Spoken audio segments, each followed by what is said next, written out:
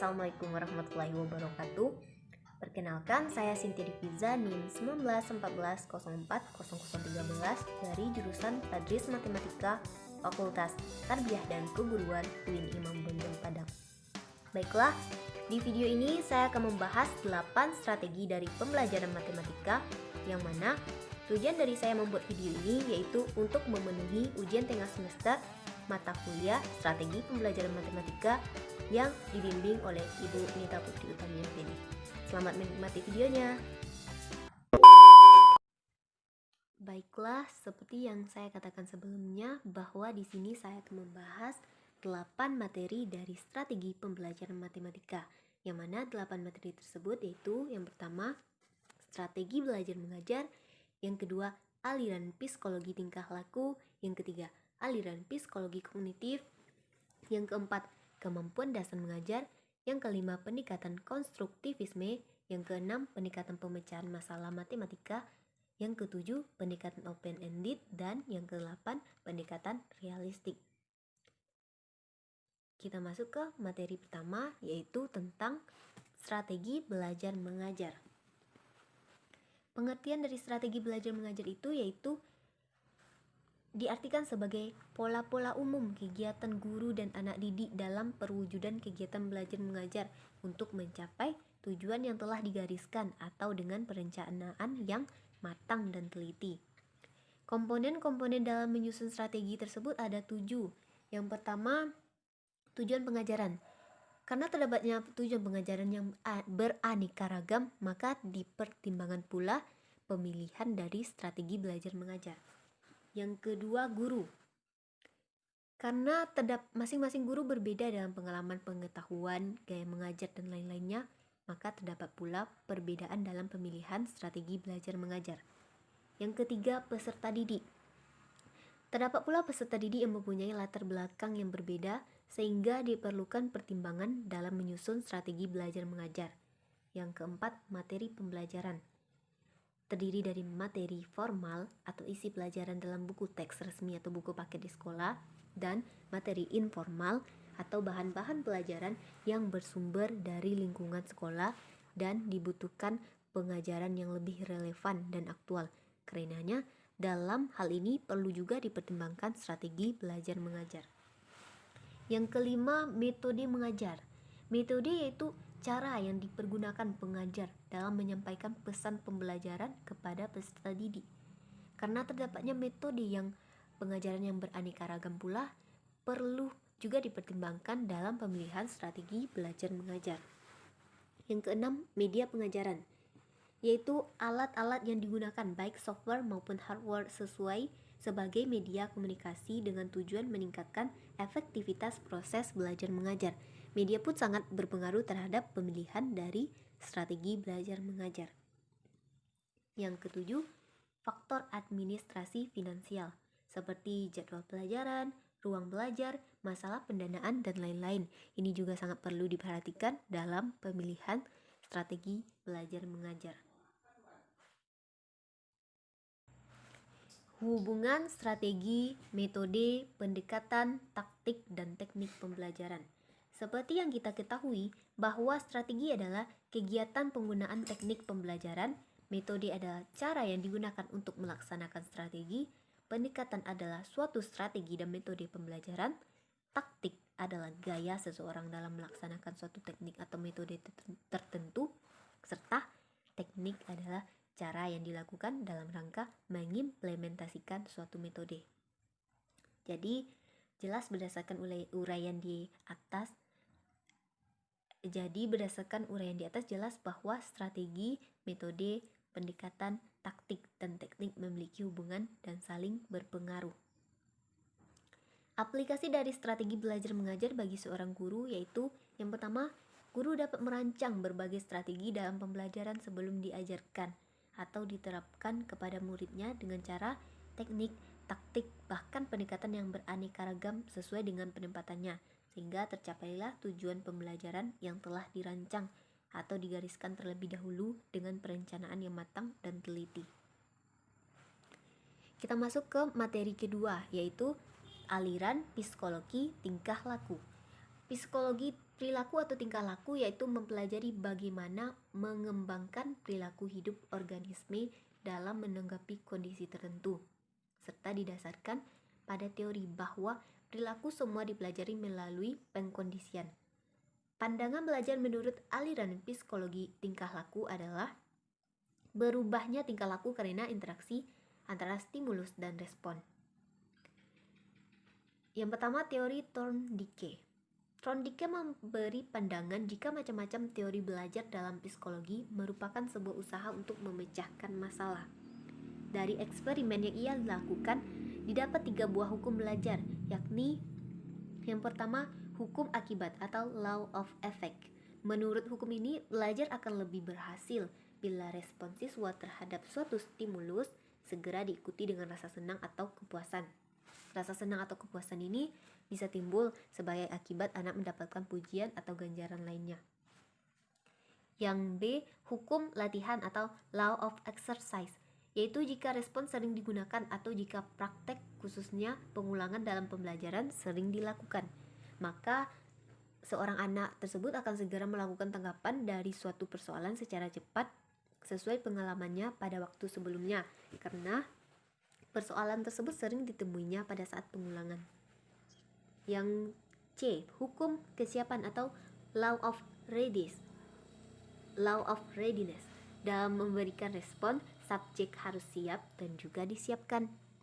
Seorang anak yang melakukan kegiatan tertentu dan kemudian dia benar melakukan kegiatan tersebut, maka tindakannya akan melahirkan kepuasan bagi dirinya. Sedangkan yang tidak menghasilkan kepuasan bagi dirinya, dia akan selalu menghindarkan dirinya agar tindakan-tindakan tersebut tidak terjadi lagi. Dalam hal ini, anak benar-benar siap melakukan pengajaran agar hasil yang diusahakannya mendapatkan kepuasan bagi dirinya. Yang kedua, teori Skinner. Burrhus Frederick Skinner menyatakan bahwa ganjaran atau penguatan mempunyai peranan yang amat penting dalam proses belajar.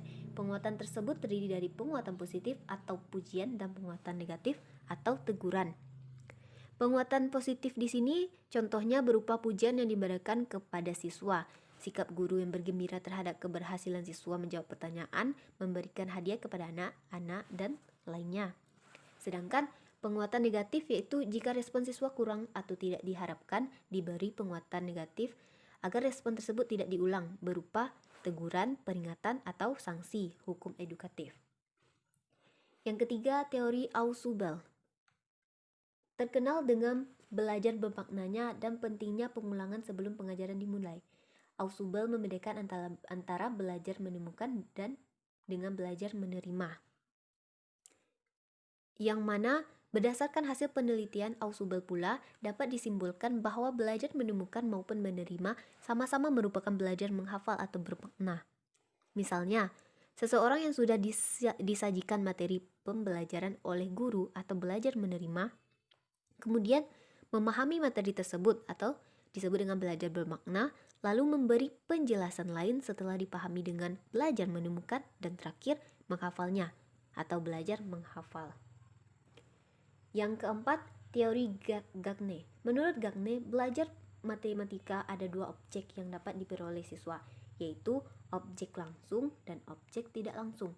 Objek langsung seperti kemampuan menyelidiki, memecahkan masalah, belajar mandiri, bersikap positif terhadap matematika, dan tahu bagaimana semestinya belajar. Sedangkan objek langsung berupa fakta, keterampilan, konsep, dan aturan. Yang kelima, teori Pavlov atau pembiasaan. Pavlov mengemukakan konsep pembiasaan atau conditioning dalam hubungannya dengan kegiatan belajar mengajar. Agar siswa belajar dengan baik, maka harus dibiasakan seperti mengerjakan soal PR dengan baik, biasakan dengan memeriksa, menjelaskan, dan memberi nilai terhadap hasil pekerjaannya. Yang keenam, teori Bandura. Bandura mengemukakan bahwa siswa belajar itu melalui meniru. Meniru bukan mencontek, tetapi meniru hal-hal yang dilakukan oleh orang lain, terutama guru. Yang mana di sini jika tulisan guru baik, berbicara sopan santun dengan bahasa yang baik dan benar dan lain sebagainya, siswa akan menirunya. Jika contoh-contoh yang dilihatnya kurang baik, ia pun akan menirunya. Maka guru di sini harus menjadi guru model yang profesional. Yang ketujuh, aliran latihan mental. Di sini jika anak atau siswa ingin pandai, maka harus dilatih otaknya dengan cara banyak berlatih memahami dan mengerjakan soal dengan benar. Makin sukar materi itu, makin pandai pula anak tersebut. Nah, maka anak dilatih dengan pemberian banyak latihan dengan soal-soal yang sukar, sehingga dapat mengasah otak anak dan terbiasa dengan soal-soal yang sukar tersebut.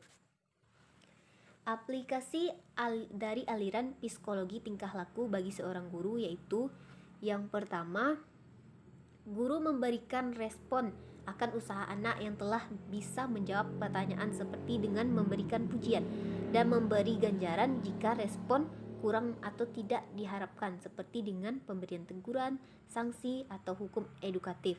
Sehingga dengan pemberian pujian tersebut anak akan senang dan tertarik untuk menjawab pertanyaan berikutnya dengan semangat. Dan jika anak diberi penguatan seperti teguran atau sanksi, anak tersebut tidak akan mengulangi hal itu lagi. Yang kedua, guru harus sering memberikan pengulangan pembelajaran kepada siswa sebelum menghadapi ujian dan lain-lainnya. Sehingga ketika siswa dihadapkan pada soal-soal latihan atau ujian, ia akan dengan cepat dapat menyelesaikannya karena ia telah mempelajari hal itu sebelumnya atau tidak merasa hal tersebut asing baginya lagi. Yang ketiga, guru harus bersikap profesional, yaitu seperti bersikap baik, berbicara sopan santun, dan lain-lainnya. Karena di sini siswa dapat meniru hal-hal yang dilakukan oleh seseorang. Jika guru berkelakuan buruk, otomatis siswanya dapat menirunya. Maka jelas dikatakan di sini jika guru harus memberikan contoh yang baik terhadap siswanya. Kita masuk ke materi ketiga, yaitu teori psikologi kognitif. Psikologi kognitif merupakan cabang ilmu yang mempelajari proses mental, bagaimana manusia berpikir, merasakan, mengingat, belajar di mana otak akan menjalankan fungsi utama yang disebut dengan berpikir, serta aliran psikologi kognitif adalah suatu teori belajar yang lebih mementingkan proses belajar daripada hasil belajar itu sendiri dan merupakan teori belajar yang melibatkan pola pikir siswa dalam proses belajar. Yang pertama, teori Jean Piaget. Jean Piaget menyebut bahwa struktur kognitif sebagai skema, yaitu kumpulan dari skema-skema.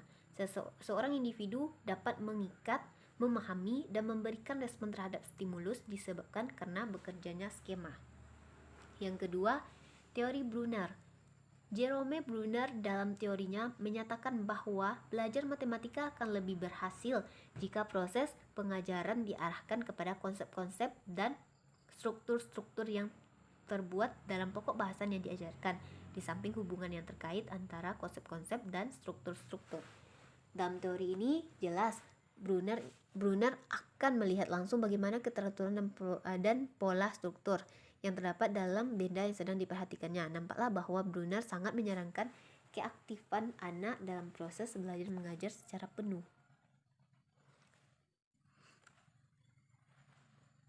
Yang ketiga, teori Gestalt. Tokoh alirannya yaitu John Dewey. Ia mengemukakan bahwa pelaksanaan kegiatan belajar mengajar oleh guru harus memperhatikan hal-hal yang penyajian konsep harus lebih mengutamakan pengertian. Yang B, pelaksanaan belajar mengajar harus memperhatikan kesiapan intelektual siswa. Dan yang C, mengatur suasana kelas agar di sini siswa siap untuk belajar. Yang keempat, teori Brownell. Brownell mengemukakan bahwa belajar matematika harus merupakan belajar bermakna dan belajar pengertian, yang mana pada hakikatnya belajar merupakan suatu proses yang bermakna. Sehingga disebutkan pula di sini, belajar tidaklah melalui latihan hafalan dan mengasah otak, namun diperoleh anak melalui bagaimana anak berbuat, berpikir, memperoleh persepsi, dan lain sebagainya. Yang kelima, teori Dienes. Dienes berpendapat bahwa pada dasarnya matematika dapat dianggap sebagai studi tentang struktur, memisah-misahkan hubungan-hubungan di antara struktur-struktur, dan mengkategorikan hubungan-hubungan di antara struktur-struktur. Jadi Dienes di sini mengemukakan bahwa tiap-tiap konsep atau prinsip matematika yang disajikan dalam bentuk yang konkret akan dapat dipahami dengan baik. Yang keenam, teori Van Hiele. Teori belajar Van Hele menguraikan tentang tahap-tahap perkembangan mental anak dalam geometri. Van Hele menyatakan 3 unsur utama dalam pengajaran geometri, yaitu berupa waktu, materi pengajaran, dan metode pelajaran yang diterapkan, yang mana jika ditata secara terpadu akan dapat meningkatkan kemampuan berpikir anak kepada tingkatan berpikir yang lebih tinggi. Aplikasi dari teori psikologi kognitif bagi guru yaitu yang pertama, guru memberikan atau menyajikan suatu soal atau pelajaran yang bisa menimbulkan serta meningkatkan pemahaman siswa terhadap proses terbentuknya konsep itu daripada hasil akhir. Yang kedua, guru harus berusaha menciptakan kondisi kelas yang baik dan terarah agar anak siap untuk belajar dengan perasaan senang dan tidak merasa terpaksa. Kita masuk ke materi keempat, yaitu kemampuan dasar mengajar. Pengertian dasar mengajar. Keterampilan dasar mengajar atau generic teaching skills adalah keterampilan yang bersifat generik atau mendasar atau umum yang harus dikuasai oleh setiap guru, terlepas dari tingkat kelas dan bidang studi yang diajarkan. Yang kedua, macam-macam keterampilan dasar mengajar. Yang A, keterampilan membuka dan menutup pelajaran.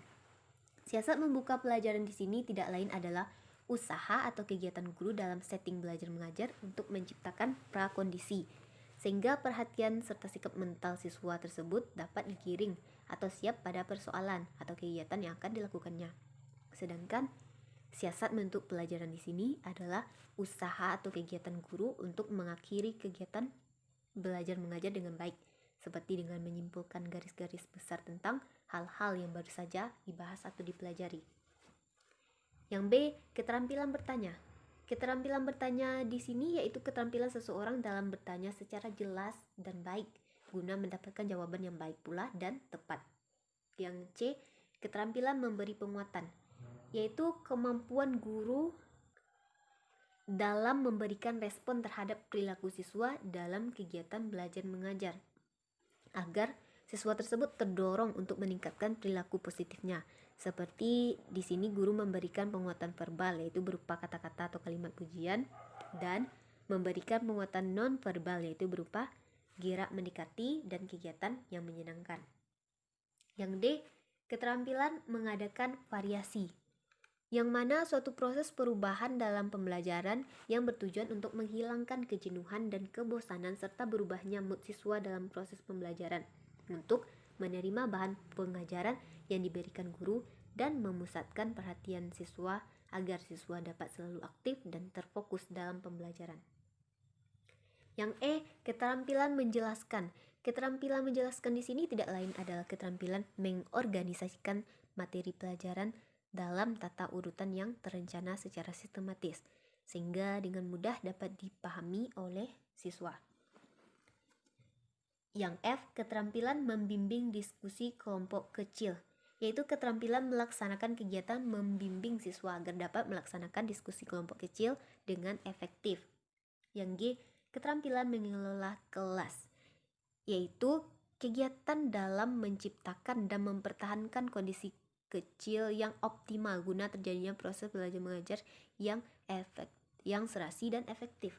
Dan yang H, keterampilan mengajar kelompok kecil atau perorangan, yaitu suatu bentuk pembelajaran yang memungkinkan guru memberikan perhatian terhadap setiap peserta didik dan menjalin hubungan yang lebih akrab antara guru dengan peserta didik maupun peserta didik dengan peserta didik. Aplikasi dari kemampuan dasar mengajar bagi guru yaitu yang pertama, guru harus mampu membuka dan menutup pembelajaran dengan baik sehingga siswa siap dalam belajar dan tertarik memasuki proses pembelajaran, serta ketika menutup pun guru memberikan ringkasan pelajaran yang telah disampaikan dan menyampaikan rencana pembelajaran berikutnya. Yang kedua, guru memberikan beberapa pertanyaan kepada siswa dengan jelas dan tepat sehingga dapat meningkatkan partisipasi siswa dalam menjawab pertanyaan atau dalam kegiatan pembelajaran tersebut, serta mengembangkan minat dan rasa ingin tahu siswa terhadap suatu masalah yang sedang dibicarakan. Yang ketiga, guru memberikan penguatan kepada siswa berupa pujian atas hasil atau usaha yang telah dikerjakannya. Dengan pemberian berupa pujian tersebut, siswa terdorong untuk meningkatkan perilaku positifnya. Kita masuk ke materi kelima, yaitu pendekatan konstruktivisme. Teori konstruktivisme menyatakan bahwa siswa harus menemukan sendiri dan mentransformasikan informasi kompleks. Pembelajaran dalam teori konstruktivisme ini bersifat generatif, yaitu tindakan mencipta sesuatu makna dari apa yang telah dipelajari. Yang pertama, belajar matematika menurut paham konstruktivisme. Para ahli konstruktivisme mengatakan bahwa ketika siswa mencoba menyelesaikan tugas-tugas di kelas, maka pengetahuan matematika dikonstruksi secara aktif. Jadi, jelas terlihat di sini bahwa belajar matematika menurut paham konstruktivisme adalah siswa secara aktif mengkonstruksi pengetahuan matematika, yang mana siswa diberdayakan oleh pengetahuannya sendiri, berbagi strategi penyelesaian, debat antara satu dengan yang lainnya, serta berpikir secara kritis tentang cara terbaik untuk menyelesaikan setiap masalah. Yang kedua, pembelajaran konstruktivis dalam matematika membangun pengetahuan sendiri bagi siswa, sehingga dapat membantu siswa menerima kenyataan bahwa matematika termasuk bagian kehidupannya, baik di sekolah maupun di luar sekolah. Berpikir kreatif atau creative thinking terjadi saat siswa harus mengakomodasi pemikiran orang lain dan menerima cara berpikir lain. Belajar yang paling baik di sini terjadi ketika siswa dapat menghubungkan apa yang dipelajari selama pengalaman yang berbeda-beda. Yang ketiga, implementasinya dalam pembelajaran matematika atau contoh materi serta masalahnya. Contoh implementasi pembelajaran matematika menggunakan pendekatan konstruktivisme, yaitu pada pelaksanaan pembelajaran operasi penjumlahan dan pengurangan bilangan bulat, yaitu ketika dosen mempersiapkan alat-alat peraga sebelum kuliah dimulai. Pertama, guru menempelkan angka-angka 0, positif, dan negatif pada tangga, pada lantai keramik, dan menyiapkan manik-manik serta mainan hewan. Yang keempat, evaluasi pembelajaran matematika menurut konstruktivisme, yaitu terjadi sepanjang proses pembelajaran berlangsung. Dari awal sampai akhir, guru memantau perkembangan siswa terhadap suatu konsep matematika, ikut membentuk dan mengawasi proses konstruksi pengetahuan matematika yang dibuat oleh mahasiswa. Yang kelima, posisi pengajaran konstruktivis di antara pendekatan lain. Posisi pengajaran konstruktivis ini memberikan dampak yang penting bagi pemikiran para perancang proses pembelajaran, karena merupakan salah satu cabang yang relatif baru dalam psikologi kognitif. Yang keenam, contoh setting pembelajaran konstruktivisme. Pada saat seorang siswa mengajukan sebuah pertanyaan mengenai penghubungan rencana pembelajaran di kelas dengan masa liburan, guru menjelaskan kepada siswanya prosedur untuk mendapatkan jawaban yang benar. Kemudian, memonitor siswa tentang bagaimana memproduksi prosedur tersebut. Aplikasi pendekatan konstruktivisme bagi seorang guru, yaitu yang pertama, guru mencoba mempresentasikan masalah dan mendorong siswa untuk menemukan cara mereka sendiri dalam menyelesaikan suatu persoalan. Yang kedua, guru diharapkan mencoba berusaha mengembangkan kemampuan siswa untuk merefleksi dan mengevaluasi kualitas konstruksi mereka. Kita masuk ke materi ke-6, yaitu pendekatan pemecahan masalah matematika. Pendekatan pemecahan masalah matematika merupakan suatu pedoman mengajar yang sifatnya teoritis atau konseptual untuk melatih siswa memecahkan masalah-masalah matematika dengan menggunakan berbagai strategi dan langkah pemecahan masalah yang ada. Yang pertama, masalah dan pemecahan masalah. Masalah adalah sesuatu yang memerlukan penyelesaian dalam penyelesaiannya, sedangkan pemecahan masalah adalah usaha seseorang dalam mencari jalan keluar dari suatu masalah tersebut. Sesuatu dapat dikatakan sebagai masalah jika sesuatu tersebut memuat suatu situasi yang mendorong seseorang untuk menyelesaikannya, akan tetapi tidak tahu cara secara langsungnya apa yang harus dikerjakan untuk menyelesaikannya. Anak yang diberi banyak latihan pemecahan masalah akan memiliki nilai yang lebih tinggi dalam tes pemecahan masalah dibandingkan dengan anak yang latihannya lebih sedikit. Model utama dalam pemecahan masalah yaitu adanya rasa tertarik untuk menghadapi tantangan dan tumbuhnya kemauan untuk menyelesaikan tantangan tersebut. Yang kedua, cara mengajarkan pemecahan masalah. Karena pemecahan masalah merupakan kegiatan matematika yang sangat sulit baik dalam mengajarkan maupun mempelajarinya, maka sejumlah besar penelitian telah difokuskan pada pemecahan masalah matematika. Untuk dapat mengajarkan pemecahan masalah dengan baik, maka perlu diperhatikan yang pertama waktu. Waktu di sini harus dibatasi, karena waktu yang diperlukan sangat relatif agar seluruh potensi pikiran para siswa nantinya dikonsentrasikan pada penyelesaian soal tersebut. Adapun waktu tersebut yaitu waktu memahami, waktu untuk mengeksplorasi lika-liku masalah, dan waktu untuk memikirkan masalah. Yang kedua, perencanaan. Perencanaan di sini harus direncanakan serta dikoordinasikan sehingga siswa memiliki kesempatan. Yang ketiga, sumber. Misalnya, kumpulan soal pemecahan masalah dari koran, majalah, atau buku-buku. Yang keempat, teknologi. Teknologi di sini seperti kalkulator yang mana dapat digunakan dalam pemecahan masalah untuk lebih cepat dalam waktu yang digunakan cepat pula. Yang E, manajemen kelas. Misalnya, pengelompokan siswa ke dalam kelompok-kelompok kecil, memberi peluang bagi mereka untuk mendiskusikan masalah yang dihadapi, saling tukar ide antar siswa, dan memperdebatkan alternatif pemecahan masalah yang bisa digunakan. Yang ketiga, strategi pemecahan masalah. Merupakan suatu teknik penyelesaian soal-soal pemecahan masalah matematika yang bersifat praktis. Dalam pemecahan masalah terdapat 4 langkah yang harus dilakukan. Yang pertama, memahami masalah. Yang kedua, merencanakan pemecahannya. Yang ketiga, menyelesaikan masalah. Dan yang keempat, memeriksa kembali hasil. Strategi pemecahan masalah ada 11, yaitu yang pertama, strategi Achitold. Gerakan bersifat fisik seperti beraksi atau bermain peran. Di sini membantu atau mempermudah siswa dalam menemukan hubungan antara komponen-komponen yang tercakup dalam suatu masalah. Yang kedua, membuat gambar atau diagram, yaitu mampu memperjelas permasalahan yang sedang dihadapi. Yang ketiga, menutup pola melalui petunjuk singkat yang diberikan guru, sehingga keterampilan itu akan terbentuk dengan sendirinya dan permasalahan itu bisa diungkap. Yang keempat, membuat tabel.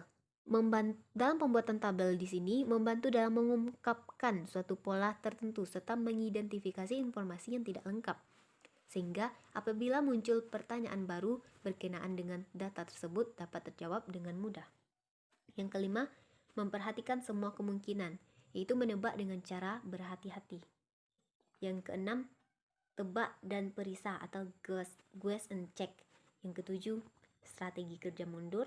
Yang kedelapan, menentukan apa yang diketahui, apa yang dinyatakan, dan informasi yang diperlukan. Yang kesembilan, menggunakan kalimat terbuka. 10, menyelesaikan masalah yang mirip atau yang lebih mudah. Dan 11, mengubah sudut pandang. Yang empat, pentingnya memeriksa kembali hasil atau looking back. Memikirkan atau menelaah kembali langkah-langkah yang telah dilakukan dalam pemecahan masalah merupakan kegiatan yang sangat penting untuk meningkatkan kemampuan anak dalam pemecahan masalah seperti dengan cara berdiskusi. Yang kelima, metakognisi. Metakognisi adalah suatu kata yang berkaitan dengan apa yang diketahui tentang dirinya sebagai individu yang belajar dan bagaimana mengontrol serta menyesuaikan perilakunya, dan merupakan suatu bentuk kemampuan melihat pada diri sendiri, sehingga apa yang dilakukan dapat terkontrol secara optimal. Hal-hal yang dapat dilakukan dalam mengembangkan metakognisi yaitu yang pertama, ajukan pertanyaan yang berfokus pada apa dan mengapa. Yang kedua, kembangkan berbagai aspek pemecahan masalah yang dapat meningkatkan prestasi anak. Yang ketiga, dalam proses pemecahan masalah, anak harus secara nyata melakukannya secara mandiri atau berkelompok sehingga mereka merasakan langsung lika-liku proses untuk menuju pada suatu penyelesaian. Yang keenam, contoh pembelajaran pemecahan masalah, yaitu guru membentuk siswa ke dalam kelompok kecil untuk berdiskusi. Yang awalnya guru berdiri di depan kelas menerangkan, memberi contoh, menjanjikan soal atau bertanya kepada siswa, sedangkan siswa duduk rapi mendengarkan penyampaian guru, mencatat materi yang disajikan guru, dan mendiskusikan hasil yang telah disampaikan guru, serta menjawab pertanyaan dari guru. Aplikasi dari pendekatan pemecahan masalah bagi guru yaitu yang pertama, guru membuat suatu soal yang akan disajikan sebagai pemecahan masalah yang dapat diatasi melalui pengalaman dengan soal yang bervariasi, baik bentuk, tema masalah, tingkat kesulitan, maupun tuntutan kemampuan intelektual yang ingin dicapai atau dikembangkan kepada para siswa. Kita masuk ke materi 7, yaitu pendekatan open-ended. Yang pertama, pengertian pendekatan open-ended. Pendekatan open-ended di sini merupakan proses pembelajaran yang di dalamnya tujuan dan keinginan individu atau siswa dibangun dan dicapai secara terbuka, serta memberikan kebebasan individu untuk mengembangkan berbagai cara dan strategi pemecahan masalah sesuai dengan kemampuan masing-masing peserta didik. Tujuan dari pembelajaran open-ended menurut Nohda 2000 adalah untuk membantu mengembangkan kegiatan kreatif dan pola pikir matematis siswa dalam program solving secara simultan, serta tujuan utamanya bukan untuk mendapatkan jawaban, tetapi lebih menekankan pada cara bagaimana sampai pada suatu jawaban. Yang kedua, orientasi pendekatan open-ended dalam pembelajaran matematika. Secara konseptual, masalah terbuka atau open-ended dalam pembelajaran matematika adalah masalah atau soal-soal matematika yang dirumuskan sedemikian rupa sehingga memiliki beberapa atau bahkan banyak solusi yang benar, dan terdapat banyak cara untuk mencapai solusi itu. Yang ketiga, mengkonstruksi problem. Ditemukan beberapa hal yang dapat dijadikan acuan dalam mengkonstruksi problem, yaitu yang A, sajikan permasalahan melalui situasi fisik yang nyata, di mana konsep-konsep matematik dapat diamati dan dikaji siswa. Yang B, ubah soal-soal pembuktian sedemikian rupa sehingga di sini siswa dapat menemukan hubungan dan sifat-sifat dari variabel dalam persoalan itu. Yang C, siapkan dalam bentuk-bentuk atau bangunan-bangunan atau geometri sehingga siswa dapat membuat suatu konjektur. Yang D, sajikan urutan bilangan atau tabel. Siswa di sini dapat menemukan aturan matematikanya. Yang E, berikan beberapa contoh yang konkret dalam beberapa kategori sehingga siswa dapat mengelaborasi sifat-sifat dari contoh itu untuk menemukan sifat-sifat yang umum. Dan F, berikan beberapa latihan serupa sehingga dengan pemberian latihan yang serupa itu siswa dapat menggeneralisasi dari pekerjaannya. Yang 4, mengembangkan rencana pembelajaran. Dalam mengembangkan rencana pembelajaran yang baik, perlu memperhatikan hal-hal, yaitu yang pertama, tuliskan respon siswa yang diharapkan. Yang kedua, tujuan dari problem itu harus diberikan secara jelas. Yang ketiga, sajikan problem semenarik mungkin.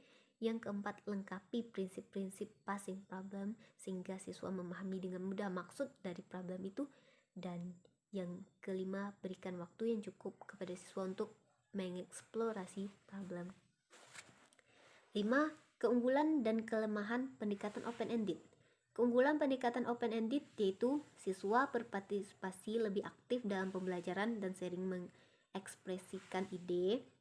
Yang kedua, siswa memiliki kesempatan lebih banyak dalam memanfaatkan pengetahuan dan keterampilan matematik secara komprehensif. Yang ketiga, siswa dengan kemampuan matematika rendah dapat merespon permasalahan dengan cara mereka sendiri. Yang keempat, siswa secara intrinsik termotivasi untuk memberikan bukti atau penjelasan. Dan yang kelima, siswa memiliki pengalaman banyak untuk menemukan sesuatu dalam menjawab permasalahan. Sedangkan kelemahan pendekatan open-ended yaitu yang pertama, membuat dan menyiapkan masalah matematika yang bermakna bagi siswa itu bukanlah pekerjaan yang mudah. Yang kedua, mengemukakan masalah yang langsung dapat dipahami siswa sangat sulit sehingga banyak siswa yang mengalami kesulitan bagaimana merespon permasalahan yang diberikan. Yang ketiga, siswa dengan kemampuan tinggi bisa merasa ragu atau mencemaskan jawaban mereka.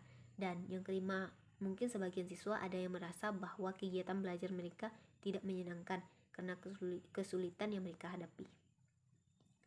Yang keenam, contoh pendekatan open-ended. Seorang guru memberikan sebuah soal kepada para siswa mengenai bagaimana cara menemukan luas lingkaran. Maka dapat kita ketahui siswa akan dapat menemukan luas lingkaran itu dari persegi panjang, dari pendekatan trapesium, dan dari pendekatan segitiga. Maka dapat disimpulkan di sini bahwa terdapatnya banyak cara penyelesaian yang akan diperoleh masing-masing siswa dalam menemukan luas lingkaran tersebut.